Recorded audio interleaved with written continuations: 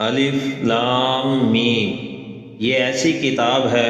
جس میں کوئی شک نہیں، یہ ہدایت ہے ان ڈرنے والوں کے لیے جو غیب پر ایمان لاتے ہیں، نماز قائم کرتے ہیں، اور جو کچھ ہم نے انہیں رزق دیا ہے اس میں سے خرچ کرتے ہیں،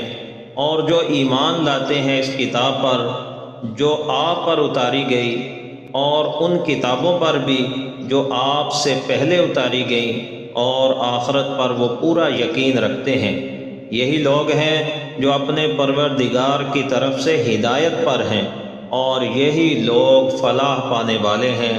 یقیناً جن لوگوں نے کفر اپنا لیا ہے ان کے لیے برابر ہے، چاہے آپ انہیں ڈرائیں یا نہ ڈرائیں، وہ ایمان نہیں لائیں گے۔ اللہ نے ان کے دلوں پر اور ان کے کانوں پر مہر لگا دی ہے،